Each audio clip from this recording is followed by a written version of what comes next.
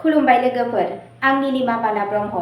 नोंथांमोनखौ एनबि ब्रह्म चेनेलाव गोजोन फुंबिलिनि बयनिसिमबो गाहाम हामलायथि बावहरग्रोनाय जाबाय। आं दिनै नोंथांमोननि सिगाङाव दिनैनि सानसेनि फानजामुथिखौ फरायथिनो लादों। आसा खालामो नोंथांमोना भिडिअखौ नायना मोजां मोनगोन। नोंथांमोना भिडिअखौ नायना मोजां मोनोब्ला लाइक, साबस्क्राइब, कमेन्ट आरो शेयार खालामनानै होलांब्लानो जाबाय।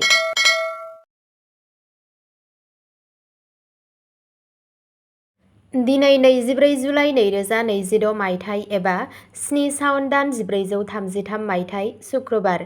गिबियावनो दङ मेष राशि। बे सुक्रबारनि फुंबिलियाव नोंथांनो बेसादारि सुख सुबिदाफोरखौ बांहोनो आरो गोदान सोमोन्दो गायसननो मोनसे खाबु होगोन।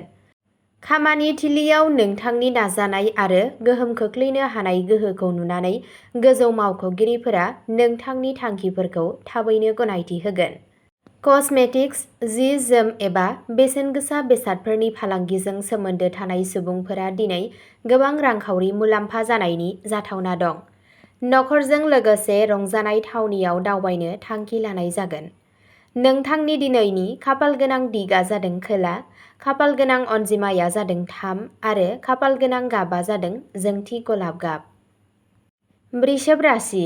दिनैनि साना नोंथांनि जमा जानाय धोनखौ बांहोनो आरो रां थिसननायनि गोदान खाबुफोरखौ सिनायथिनायनि मोनसे सान जागोन। गोजान गोजान ओनसोलफोरजों सोमोन्दो थानाय फालांगियाव मोनसे गिदिर अर्डार मोनब्ला गोसोआ गोजोनगोन। बिदा-फंबायजों गोजाम सानस्रियारि फारागथिया दिनै जोबगोन। सावस्रिनि बिथिङाव नोंथांनि सानफ्रोमबोनि मावखान्थियाव आब्रुथिया नोंथांखौ फ्रेश आरो एनार्जेटिक लाखिगोन। नोंथांनि दिनैनि खाफालगोनां दिगआ जादों सा-सोनाब, खाफालगोनां अनजिमाया जादों 9 आरो खाफालगोनां गाबआ जादों गुफुर गाब। मिथुन राशि। दिनै नोंथांनि थिरांथा लानो हानाय गोहो आरो मेलेमारि गोरोंथिया खामानि थिलिनि जेथोगोनां जेथोफोरखौ मिनिटनि गेजेरावनो सुस्रांगोन। माल्टिनेशनेल कम्पानिफोराव खामानि मावग्रा सुबुंफोरा प्रम'शन एबा लुबैनाय एसाइनमेन्ट मोननो हागौ। रांनि लेनदेनाव गोरोंथि लाखि। जिउनि लोगोरिजों सोमोन्दोआव मोनसे गोदान गोसोआरि सोमोन्दोखौ मोनदांनो हागोन, जाय न'नि आबहावाखौ गोजोन लाखिगोन। नोंथांनि दिनैनि खाफालगोनां दिगआ जादों सानजा, खाफालगोनां अनजिमाया जादों 5 आरो खाफालगोनां गाबआ जादों गोथां गाब। कर्क राशि। दिनै नोंथाङा गावनि खरसानि आद्रा थानाय रांनि सायाव जर'खा नोजोर होनांगोन, नङाब्ला नोंथाङा नाङा-फाङा रांखान्थियारि नारसिननाय मोनदांनो हागौ। साख्रि मावनाय सुबुंफोरा मावख'आव रावनिबो सायाव बांद्राय फोथायनायनिफ्राय गोजानाव थानांगौ। दिनैनि साना फरायसाफोरनि थाखाय बिजिरसंनाय आरो गोथौ फरायनायाव साबसिन जाफुंसार लाबोनो हानाय सान जागोन। मोनाबिलियाव बबेबा मोनसे धोरोमारि थावनियाव थांब्ला जोबोद गोजोन मोनगोन। नोंथांनि दिनैनि खाफालगोनां दिगआ जादों सा-सानजा, खाफालगोनां अनजिमाया जादों 1 आरो खाफालगोनां गाबआ जादों गोजा गाब। सिंह राशि। सिंह राशिनि थाखाय दिनैनि साना थांखिफोरखौ जाफुंहोनो आरो गोदान जाफुंसारनाय मोनफुंनायनि सान। जुदि नोंथाङा फालांगिखौ फेहेरनो सानदोंब्ला दिनै खुंफुंजानाय गिबि मेलफोरा जोबोद फिथाइ गोनां जागोन। मोनसेनिफ्राय बांसिन आयनि लामाया खुलिनो हागौ, जाय नोंथांनि रांखान्थियारि थाथायखौ गोख्रों खालामगोन। गथ'निफ्राय माबा मोनसे मोजां खौरां मोननानै गोग्गानाय मोनगोन। नोंथांनि दिनैनि खाफालगोनां दिगआ जादों खोला-सानजा, खाफालगोनां अनजिमाया जादों 7 आरो खाफालगोनां गाबआ जादों खमला गाब। कन्या राशि। दिनै नोंथांनि खामानि मावनाय आरो बिजिरनो हानाय गोहोखौ मोनसे गोदान थाखोआव लांगोन। मावख'आव थालांनाय खामानिखौ नोंथाङा सिगांग्रो फोजोबगोन, जाय लोगोफोरनि गेजेराव नोंथांनि फोथायथिखौ बांहोगोन। फालांगियाव गोदान बायनाय-फाननाय खान्थि आजावनाया टार्नअभारखौ गोबां बांहोगोन।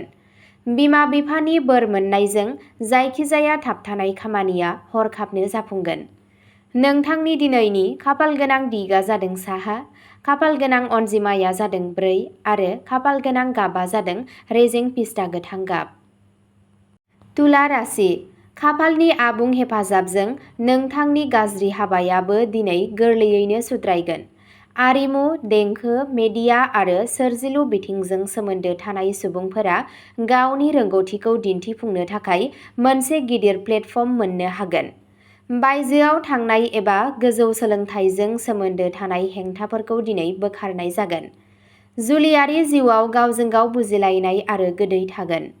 नोंथांनि दिनैनि खाफालगोनां दिगा जादों सोनाब, खाफालगोनां अनजिमाया जादों 6 आरो खाफालगोनां गाबा जादों गुफुर गाब।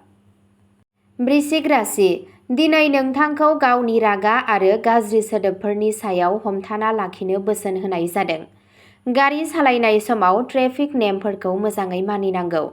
सोरबा सिनायमोनै सुबुंजों रांनि लेनदेन खालामनो हाखु-दाखु दाजा।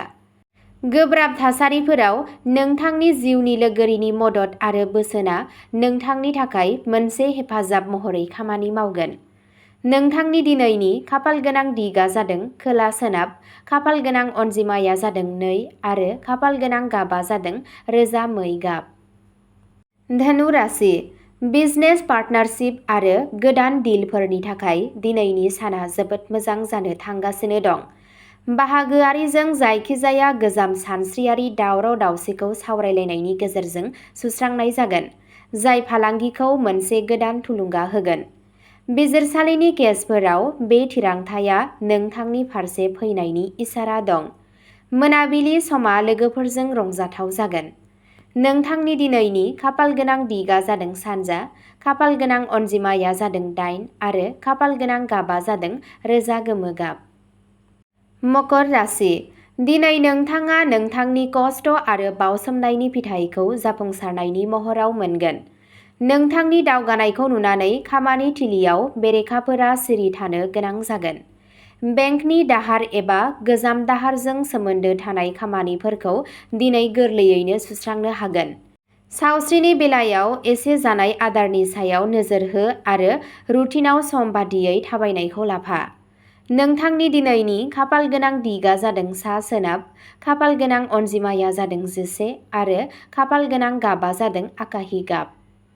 कुम्भ राशि, दिनैनि साना फरायसाफोर, बिजिरसंगिरिफोर आरो सोरजिगिरिफोरनि थाखाय गोदान सानस्रि आरो जाफुंसारनायफोर लाबोगोन। सिगां समाव स्टक हाथाइ एबा मिउचुएल फान्डफोराव रां थिसननाया दिनै सानस'हायै मुलाम्फा होनो हागौ। मोजां मोनज्लायनायनि जिउआव गोदै बांगोन आरो नोंथाङा गावनि लोगोरिजों गोसोखांथाव बुब्लिफोरखौ रानलायगोन। गथ'नि बिबानखौ सुफुंनायाव गोसोआ खुसि जागोन। नोंथांनि दिनैनि खाफालगोनां दिगा जादों सोनाब, खाफालगोनां अनजिमाया जादों 10 आरो खाफालगोनां गाबा जादों रोजा जामुन गाब। मीन राशि, दिनै नोंथांनि नोजोरा गाहायै नखरारि सुख-सुबिदा जौगाहोनाय आरो नखरनि गोनांथिफोरखौ सुफुंनायनि सायाव थागोन। हा, न' एबा गारि फाननाय-बायनायजों सोमोन्दो थानाय जायखिजाया गोरोबथाखौ दिनै थि खालामनो हागोन। बिमानि सावस्रियाव सोमोनांथाव जौगानाया नोंथांनि गोसोखौ गोबां गोजोन होगोन। बेलासि समाव न'आव नखरनि सोद्रोमाफोरजों मिनिनाय आरो खुसिनि आबहावा थागोन। नोंथांनि दिनैनि खाफालगोनां दिगा जादों सा-सानजा, खाफालगोनां अनजिमाया जादों 12 आरो खाफालगोनां गाबा जादों निला गाब। अब्ला दिनैनि फानजामुथि एबा राशि फरायथिनाया एसेनोसै। नोंथांमोनहा सानफ्रोमबो फुंबिलि समाव नोंथांमोननि साना माबोरै थांगोन एबा सानसेनि फानजामुथिखौ खोनासंनो एबा नायनो गोसोब्ला चेनेलखौ साबस्क्राइब खालामनानै लादो आरो भिडिअखौ मोजां मोनदोंब्ला अन्नानै लाइक, शेयार आरो कमेन्टबो खालामनानै होलांब्लानो जाबाय। गोजोन्थों।